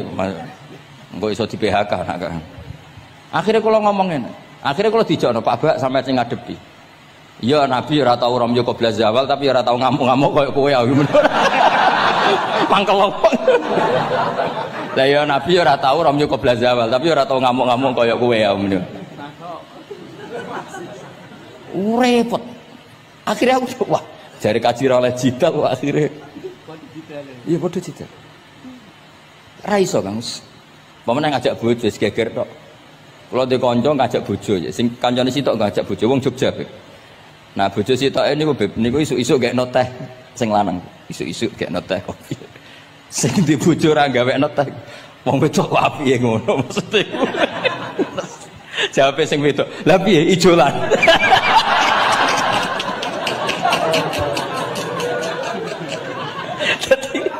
Wong lanang kok kadang spontan kan yo kacau. Cah wedok ku cek apike mbek bojone. Piye Mas? Ijolan maksudnya. Wis pancen to. Jare amit pas kaji. Ayo sapa sing kaji ora jidal lho ben ora raine. Sing ngene-ngene iki lho. Wong aja ulama aja Habib iku wis gak mlebu kias sing umum-umum ngono. Wes angel-angel. Ono catering terlambat, wah ada saja yang bikin apa? Emosi. Kalau kaji tak rilek-rilek. Tapi ya sono ngono pidato ning Mina ono macam-macam. Ribet. Itu fil khat. Allah memang dari awal memperingatkan potensi maksiat itu justru fil khat ketika musim haji. Pemene wae perkara dam wis macam-macam. Mun kula terusno sing penting kaidah teng salat wa kaifa qa'ada jaza.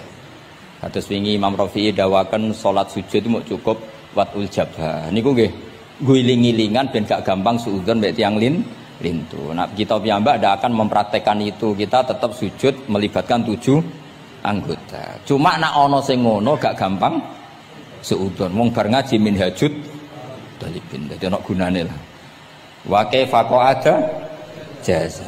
Jadi duduk dengan gaya apa saja berstatus sah. Ya, duduk dengan gaya apa saja berstatus sah. Tapi saya ulang lagi, tentu kita tidak mempraktekkan itu. Kita duduk tasyahud awal gederekno para guru, tasyahud tsani gederekno para guru. Cuma status hukum wa kaifa qa'ada jaza. Dengan duduk gaya apa saja sah. Karena kita tidak pernah tahu. Ana wong duduke mingkrang jebule mbok salahno, mbok takokno jebule udunan kan ya ora roh. Salat kok modele ngono ku model apa? Jebule wonge napa? Udunan. Utawa wonge bar digi panjen sikile ra iso ditekuk, bareng mbok amuk. Salat kok ujug-ujug, bar gipan lho gipan. Kan ndak pernah tahu, makanya ini butuh perangkat hukum. Jadi wong alim butuh itu khazanah hukum supaya agama ini luas. Ad-dinu yusrun wala yusyadha hadatina ahadun illa ghalabahu. Yasiru wala tu'assiru, basyiru wala tunaffiru. Mun kula terusno. Wa yusannu lan den sunatno fil awali ing dalam tasyahud awal apa al-iftirasu lugo iftiras. Mun sampean ngerti niku. Fa yajlisu ala ka'bi yusrahu wa yansibu yumnahu wa yadau atrafa asabihi lil qiblah. Wa fil akhir at-tawarruku wa kal iftiras lakin yukhriju yusrahu min jihati yamini wa yulsiku warikahu bil ardi. Ini ora usah diterangno nggih karena apa? Ya sudah pokoknya seperti yang sampean praktekkan, itu yang tasyahud awal jenenge apa? Iftiras, yang tasyahud tsani jenenge tawarruk. Ora usah diterangno malah dimanani malah bingung sama. Wal asah yaftarisul masbuk wasahi. Nah, meskipun imam itu tasyahud akhir, masbuk tetap bergaya tasyahud awal karena masbuk tidak diakhiri salam karena dia nanti berdiri lagi. Nah, kalau sedikit mau cerita masbuk bahwa agama ini proses. Ya saya ulang lagi, agama ini proses. Dulu para sahabat itu kayak cacilik Kudus, kayak cacilik Indonesia. Jadi dulu para sahabat itu kalau Nabi sudah rakaat ketiga atau rakaat kedua, niku takbir terus sholatnya digebut. Digebut, wis kayak cacilik-cilik kita cilik kan orang imam wis rakaat ketiga kayak takbir ngebut. Nah, engko bar ngebut nganti bar. Jadi imam rakaat ketiga kita tahu-tahu rakaat ketiga mergo nyelip. Engko imame salam ya melok salam. Itu kecerdasan itu tuh pinter. Dulu zaman sahabat ya gitu, agar Nabi rakaat ketiga sahabat datang takbir ngebut sampai rakaatnya sama dengan Nabi salam terus ikut. Nah ditakoki Nabi wis pirang rakaat nggih? 4 rakaat. Lah oke karo kok 4 rakaat nggih ngebut Nabi. Itu dulu gitu. Sampai ada Mu'ad bin Jabal, makanya disebut di antara spesialis fikih itu Mu'ad bin Jabal, ketika beliau karek sama Nabi, beliau ngikuti Nabi, kemudian Nabi setelah salam beliau menambahkan rakaat yang kurang. Terus semenjak itu udah di syariat kalau untuk masbuk ngikuti imam, setelah imam salam menambahkan rakaat yang ditinggalkan. Terus dibakukan sampai sekarang. Dulu enggak seperti itu. Dulu sholat ya kenalan, jenengan dalemnya pundi. Oh, belum. Dia pun tengah-tengah sholat. Jejer wong ora kenal, jenengan tiyang putih mboten nate ngertos kula tiyang mriki. Nggih ngoten riyen. Nggih. Sahabat sing pun terpelajar ora roh nak ngono iku batal salat. Sampai setelah salat Rasulullah sallallahu alaihi wasallam matur, "Inna hadhi salat munajat." Salat iku munajat dong ya. Nak omong-omongan mbek pangeran ae ora usah mbek Bani Adam. Akhirnya semenjak itu salat ngomong mbek Bani Adam hukume batal. Sebelum itu ya ndak. Nah, makanya agama ini proses, sehingga fiqhud dakwah itu harus dihidupkan. Sekarang enggak orang langsung pakai fiqhul ahkam. Akhirnya umat ini melayu. Harusnya yang dimulai fiqhud dakwah. Jadi dulu Nabi berkali-kali kecewa be umat itu, tapi Nabi ngempet karena prosesnya fiqhud dakwah. Lho nate wonten tiyang niku nyuwun sewu, ijek di penggawean maling. Sowan Nabi di wis masyhur. Nabi mau ngangkat dia cong kowe salat. Ada sahabat yang nyuwun sewu rontok usul ning Nabi. Ya Rasulullah, dia punya penyakit sering maling. Kenapa ndak kamu larang supaya tidak maling? Nabi jawab ngeten. Sayanhahu ma yaqul. Nah dekne kok salate wis bener ditampa pangeran kok mari-mari di. Itu termasuk yang diperkuat oleh ceritanya Habib Zain bin Semit dalam kitab Al-Manhajus Sawi. Ada orang preman agak suka malak orang gitu. Tapi nak sholat tenan. Tapi ya malak. Jadi contohnya ya kayak ora usah takok. Ya fase ku macam-macam preman ono ngegeng delok wong wedok ono delok dangdutan terus ono macam-macam. Tapi nak sholat khusyuk. Ada seorang wali yang mangkel. Mangkele iku gunane apa kowe sholat wong ijek fasik. Jawab orang tadi sama siapal kalimatnya yang diceritakan Habib Zain. Ada'u lisulhi maudian. Saya tetap ingin ada alasan saya berdamai dengan Allah. Jadi aku nak pas maksiat itu kan hubungan saya dengan Allah kurang baik. Maka saya tetap akan menjaga 1-2 perilaku saya yang saya menjaga perdamaian dengan Allah. Istilahnya dalam bahasa Arab ada'u lisulhi maudian. Saya tetap punya sisi musolahah berdamai dengan Allah. Sehingga suatu saat mungkin Allah pas ridho, sholatnya dia makbulah, kemudian dia jadi wali. Makanya kita ini nggak pernah tahu Allah ridho pas kita apa, juga nggak pernah tahu Allah benci pas kita apa. Sehingga ra iso sampean muni apa gunane kaji nek ijek kelakuane ngono, apa gunane ngaji Minhajul Thalibin iki ora usah ngono.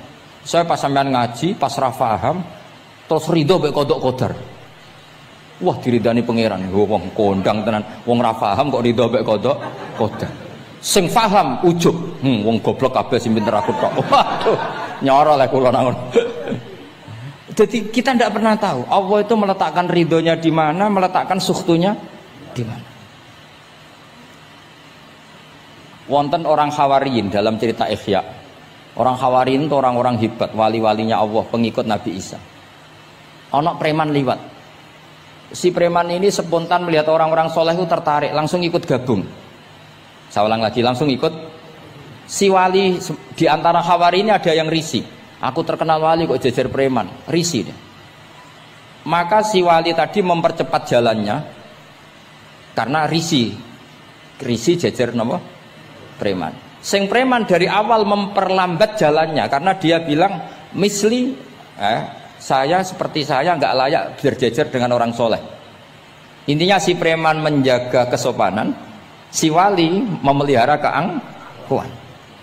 Jadi si preman dari awal dia nggak sudah merendahkan jalannya karena nggak ingin sejajar. Si walinya tambah banter karena ingin nggak jajar. Allah saat itu juga menfirmankan ke Nabi Isa karena masih zaman nubuah, Isa liyas ta'nifa al amala. 2 orang ini memulai amal dari nol. Wali ini tak hapus semua amalnya, preman ini tak hapus semua dosanya. Semuanya 0-0. Yang satu untuk barokahnya adab, yang satu untuk afatnya ujub. Jadi mulane dadi kiai koyo kula yo repot, nak ketemu fase kok repot. Ape kancanan kok diamuk sampean rontok garis keras ngene iki. Gus kok kancanan wong fasik. Ape ra kancanan kok nang ujub. Mulane kula ora jelas ya perkara niku mboten tak dudono. Kenapa Gus Bak sikape ra jelas? Ya bawaane wong alim ora jelas, bocah kok kandhane angel. Dadi bawaane wong alim ora jelas. Tapi ora jelas e wae karena ape kancanan wong fasik engko kancanan wong fasik kok dadi syariat ya ndak mungkin. Sok suci ya ora. Nah, makanya didawakan Allah laisa laka minal amri syai'un au yatuba alaihim au yatuba. Jadi wong fasik potensi ini di sepuro pangeran tapi ya potensi disiksa pangeran. Nah delok potensi di sepuro kita oleh ngancani, nah delok potensi disiksa kita ora oleh. Masalahnya kita tidak tahu. Nggih, masalahnya kita tidak tahu. Delok tengene cerita-cerita wali. Wong sowan Sunan Bonang iku nggawa gula salam templek ra mesti dadi wali. Kali Jogo sing kenale lewat begal dadi wali. Kali Jogo kenal Sunan Bonang pertama iku mergo napa? Begal. Kenalane wae lewat begal. Tapi malah dadi wali. Suraka kenal Nabi ku perkara ape bacok. Mergo dekne ku ana sayembara sing iso nyekel Muhammad, ya tentu dijangkar wong sing ngomong wong kafir, sing iso nyekel Muhammad. Mulane dadi kiai ku bingung. Nak nyeritakno tarikh kok nyebut Rasulullah kan gak mungkin wong kafir kok kiai sayembara sing nyekel Rasulullah sallallahu alaihi wasallam dikei hadiah. Ya mosok wong kafir kok sayembarane muni apa? Sing nyekel Rasulullah sallallahu alaihi wasallam tak kei hadiah. Sing bacok Muhammad Rasulullah sallallahu alaihi wasallam tak kei hadiah. Kan mboten mungkin wong kafir kok muni ngono. Sing kiai sing bingung sing nyritakno kiai apa muni? Sing nyekel Muhammad tak kei dhuwit. Muni Muhammad kan kadung ra kulino wong. Cara sampean dadi kiai ya milih ndi? Nyritakno omongane wong kafir. Milih. Mulane kula kadang kiai ora di pilihan bahasa. Mergo mulane Imam Suyuti sopan-sopane wong, tapi nek muni Iqra ya Muhammad. Mergo iku satu-satunya kesempatan jangkar Kanjeng Nabi. Kan sing dawuh Allah Iqra. Lah mesti Iqra ya Muhammad. Mergo Allah sing dawuh ning Kanjeng. Tapi nek kita ning Kanjeng Nabi kan gak mungkin muni ya Muhammad. Sekamane ana sayembara, sapa sing iso nyekel Muhammad tak kei unta 100. Surakoh tertarik ikut. Tapi barokah iku, barokah kesalahan itu malah roh mukjizat Rasulullah sallallahu alaihi wasallam. Ketika pe baca napa? Ambis, sampai ping 3. Lah iki awale salah niate yo salah, tapi pangeran ngersakno untuk hidayat. Barokah salah iku roh mukjizat Rasulullah sallallahu alaihi wasallam. Yo ora roh donya iku ora roh. Ana wong saleh sak labah, amen jamaah sampai diarani hamamatul masjid. Tapi ceritanya seperti itu akhirnya semalane donga ya muqallibal qulub tsabbit qalbi ala dini. Kita tidak pernah tahu. Ya sudah seperti itu. Paham ya? Tapi ya kita tentu ngikuti syariat wa kullun muyassarun lima khuliqalah. Mohon kula terusno. Qultu al asah ad-dhammu.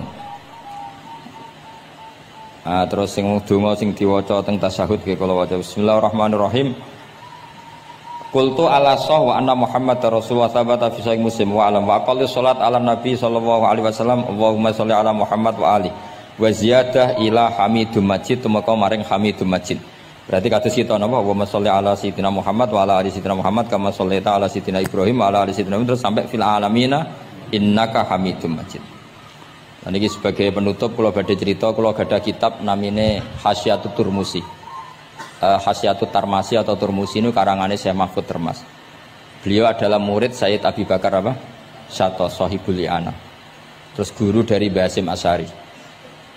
Beliau teman dekatnya Habib mbahnya Habib Anis. Berarti Anis bin Alwi bin Ali. Jadi temannya Sohibu Simtiduror. Itu beliau cerita tahiyat itu adalah perwujudan dari dialognya Allah kalian Kanjeng Nabi. Terus ketika Kanjeng Nabi dugi Sidratil Muntaha, nggih, ketika dugi napa? Sidratil Muntaha, Nabi maos napa? At-tahiyatul mubarakatus sholawatut thayyibatu lillah. Mun Nabi mandek terus dijawab kalian Allah, Assalamu alayka ayyuhan nabiyyu wa rahmatullahi wa barakatuh. Allah mandek.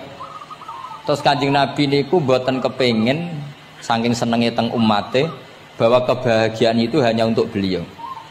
Saking sayangnya teng umatnya. Terus ditambahi assalamu alaina wa ala ibadillahi sholihin. Jadi ini barokah syafaat Rasulullah sallallahu alaihi wasallam. Jadi sakjane saking Allah namung assalamu alaika ayuhan nabi, hanya untuk Kanjeng Nabi. Tapi Kanjeng Nabi carane nego. Ampun nek Gusti niki umat kula wong kudus kathah. Dadi kira-kira memang konstitusi kiai harus gitu la tamuddanna ainaika. Kenal orang lebih tinggi itu kan resiko. Misalnya saya Kiai Deso, mungkin punya keri tua sudah seneng, punya kijang tua sudah seneng. Gara-gara kenal Pak Wahid naik Camry, waduh kok saya kalah itu. Kenal orang itu kan resiko. Jadi memang harus dibatasin. Sekiranya mungkin orang terus karena latamud dan nano ainaika ilham. Kamu jangan sering melihat orang lain yang mungkin secara lahir dapat nikmat yang lebih tinggi timbang Anda. Kalau kamu nggak bisa ngelola hati Anda bisa hasut, Anda bisa dengki. Paling tidak Anda bisa ada syukur. Saya itu sering didolani pejabat, juga sering melihat pejabat di TV-TV. Naik mobil aja ada yang naikkan. Bahkan kalau wudhu itu anduk aja ada yang bawa. Itu kalau yang nggak kuat, weh naik jadi pejabat. Ya makanya terus konstitusi Kiai itu mengatur sudahlah. Mata kamu itu kamu batasin. Jangan melihat sesuatu yang potensi ya, potensi menjadikan Anda tidak nopo syukur. Jadi saya mohon ini memang konstitusi saya sebagai Kiai. Jadi saya tapi di hati saya tetap akrab. Saya doakan semua untuk UI, untuk semua orang Indonesia kita doakan. Kita ingin semuanya tambah baik, tambah baik. Assalamualaikum warahmatullahi wabarakatuh. Sehingga di beberapa riwayat dijelaskan ada orang yang 500 tahun ibadah, nggak pernah maksiat. Ditanya sama Allah, kamu masuk surga karena apa? Karena ibadah saya ya Allah. Ya sudah, surga kamu 500 tahun saja, karena ibadah kamu 500 tahun. Ini cerita umur-umur orang dulu. Ya Allah, katanya surga engkau ini selamanya. Ya kalau yang selamanya itu rahmatku, kalau amal kamu terbatas ya surganya sesuai amal kamu ya terbatas. Ya sudah ya Allah, berarti masuk saya surga saya ini karena fadl engkau, karena anugerah engkau. Itu namanya apa? Diroyah. Diroyah itu satu kajian analisis di mana kita percaya riwayat, tapi kemudian punya logika, punya diroyah. Ini penting supaya tauhid kita ini kuat. Jadi dulu ada orang yang sangat cerdas, namanya Jubair bin Mut'im. Dia saking cerdasnya, juga kaya, juga tokoh, dikirim sebagai delegasi pembebasan Asra Badrin, tawanan Badar. Kemudian pas datang ke Masjid Nabawi, Nabi delalah pas baca Wattur wa kitabim mastur. Sampai pada titik Nabi baca Am khuliqu min ghairi syai'in am humul khaliqun. Apakah penciptaan yang sedemikian canggih itu dimulai tanpa perwujudan, tanpa sesuatu yang real, yang maujud? Orang itu langsung bersimpuh, matur, ya Rasulullah saya Islam. Kada qalbi yatir, hampir hati saya, otak saya, pikiran saya itu terbang. Karena logika yang dibangun ateisme misalnya, kalau alam raya ini dimulai dari nihilisme, berarti logikanya apa? Al-adamu yakhluqu maujudan. Alam raya ini kan maujud. Maujud itu ada. Kalau yang lebih dulu itu ketiadaan, berarti ketiadaan menjadi sebab kewujudan. Kalau dalam bahasa Arab itu al-adamu yakhluqu maujudan. Sesuatu yang harusnya nggak jadi faktor karena ketiadaan, menjadi faktor sesuatu yang nyata. Itu kan nggak masuk akal. Ya, kalau alam raya ini ada al-adam sing yasbiku maujudan, berarti alam raya ini al-adamu yakhluqu maujudan, sesuatu yang tidak ada menciptakan yang ada. Dengan logika itu terus kita ngaji, diajari sama guru-guru kita, sifat dasar Allah itu maujud. Wallahu maujudun qadimun. Terus masuk. Yang harus distatuskan pertama dari Allah itu apa? Maujud, wujud. Karena dengan wujud ini layak menjadi penyebab adanya alam raya ini. Sehingga ketika kita menolak faham nihilisme atau ateisme, faham tanpa Tuhan, tanpa pencipta awal, kita punya diroyah. Bahwa tidak mungkin ketiadaan ini menjadi sebab perwujudan alam raya ini. Yaitu am khuliqu min ghairi syai'in. Masa alam raya ini diciptakan tanpa sebab yang nyata, yaitu wajibil wujud. Siapa itu? Allah Subhanahu wa ta'ala. Begitu juga menyangkut sholawat. Orang boleh beda pendapat tentang redaksi sholawat. Ada yang sholli ala Muhammad, ala Sayyidina Muhammad, Nabi Muhammad. Monggo lah, masalah redaksi saja. Tapi setelah dianalisis, Nabi itu Pak Rektor, jadi Nabi setelah Nabi Isa saking dihormatinya sampai dituhankan. Juga jadi Nabi yang ada cerita masih hangat, orang Yahudi itu bunuh Nabi. Jadi yang satu mendudukkan Nabi sedemikian tinggi sampai kayak Tuhan, yang satu menjatuhkan Nabi sedemikian rendah sampai dibunuh. Kayak apa susahnya jadi Nabi Muhammad SAW. Kemudian dengan gampang Hadaddin agama ini bikin syariat yang bernama sholawat. Redaksinya monggo lah sesuai tradisi masing-masing. Allahumma sholli ala Muhammad, Allahumma sholli ala Sayyidina Muhammad, ala Nabiyina Muhammad, monggo lah. Tapi yang jelas redaksi ini kalau didiroyah dikaji, Allahumma itu Tuhan, Tuhan itu pemberi. Wa Muhammadun wa in jalla qadruh abdun min ibadi. Muhammad apapun tinggi derajatnya tetap berstatus hamba. Sehingga agama ini terjaga oleh syihotus sholawat. Agama ini terjaga oleh redaksi sholawat. Yaitu Allah tetap pemberi sebagai Tuhan yang nggak tersaingi, la syarikalah. Rasulullah Muhammad wa in jalla qadruh, apapun prestasinya, bisa mi'raj, bisa apa saja, tetap seorang hamba yang butuh muhtajun ila rahmatih. Jika redaksi Allahumma sholli ala Muhammad ini mengukuhkan yang Tuhan tetap Tuhan, hamba pilihan tetap hamba pilihan. Tentu dengan redaksi ini kemudian kita mendudukkan Nabi benar-benar posisi terhormat. Yaitu orang yang paling berhak dapat askat tahiyat, mendapat penghormatan Allah paling tinggi, yaitu Rasulullah Muhammad SAW. Dan itu diulang-ulang oleh Allah. Subhanalladzi asra bi'abdi. Status hamba ini diulang-ulang. Lagi-lagi ini bernama diroyah. Bernama apa? Contoh ketiga misalnya fihi ayatum bayinatum maqamu Ibrahim. Dulu orang Yahudi itu ada diskusi masif. Syaratnya Nabi itu mbah-mbahnya harus Nabi, harus keturunan Nabi. Kemudian semua Nabi rata-rata di Palestina, di Syam.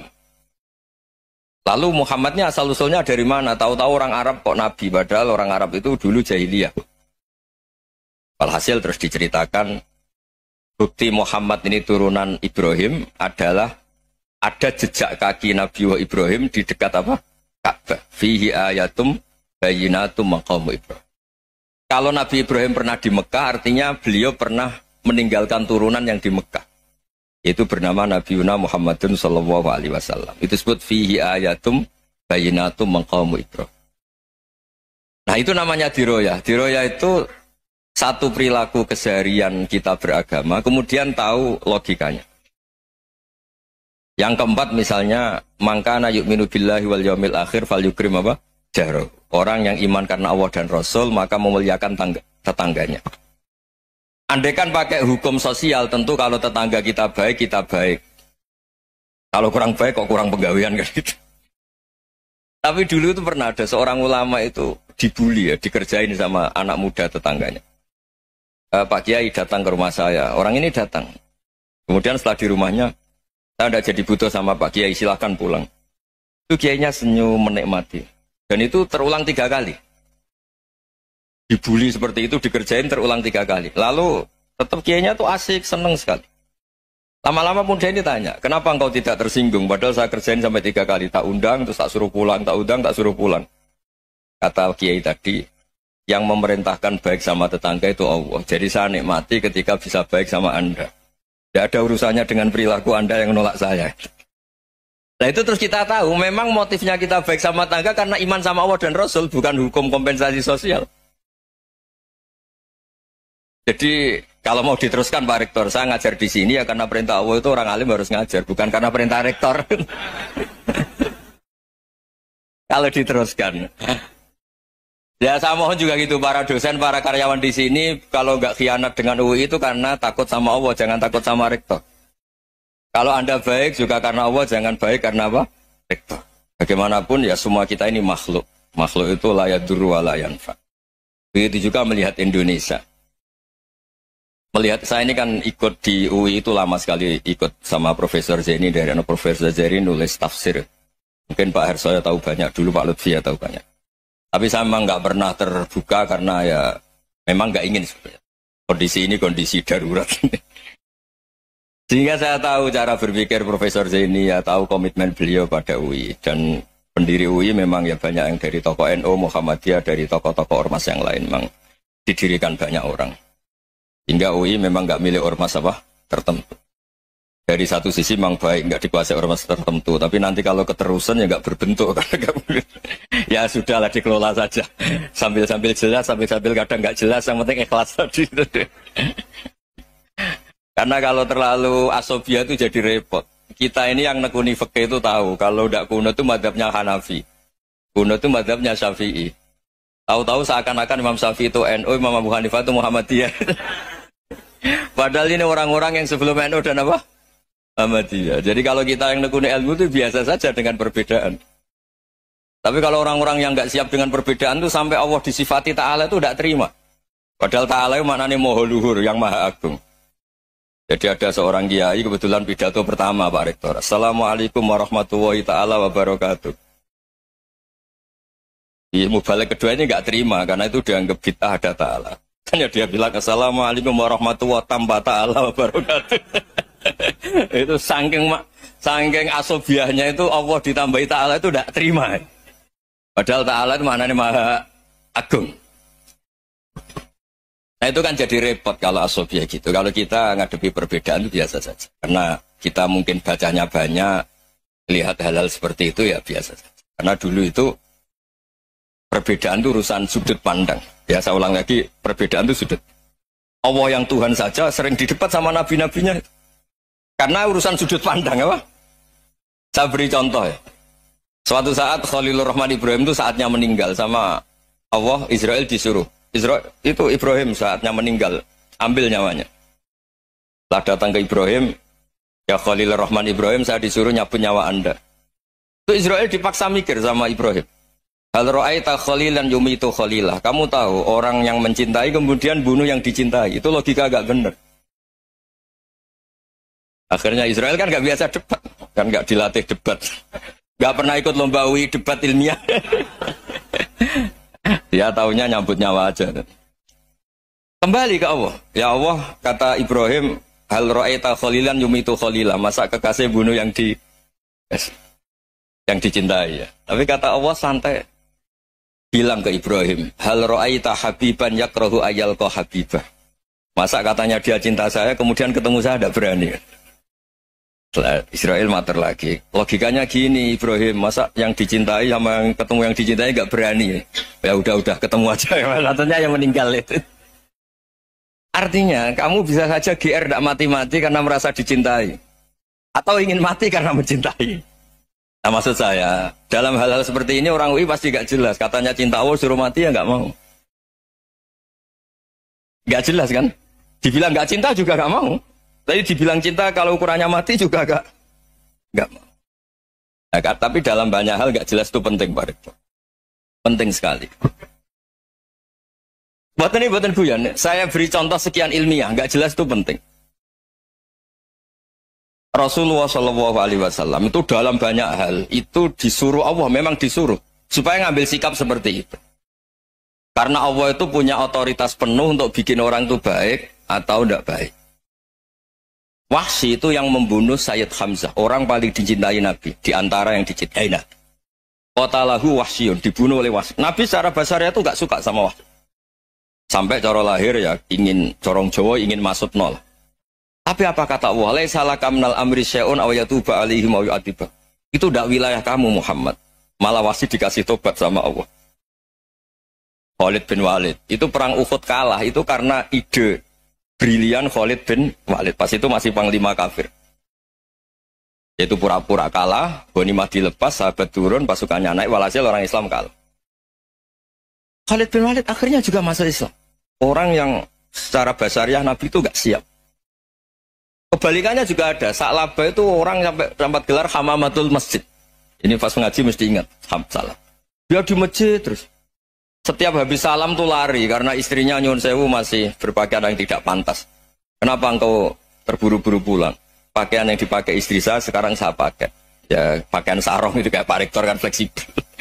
Ini khusus mau Ramadan. Tidak akan sarungan terus. Gak usah khawatir. Jadi ini tadi sudah perjanjian. Saya yang kiai celananan, beliau yang rektor pakai sarung. Jadi, iya. Supaya itu barter madhab.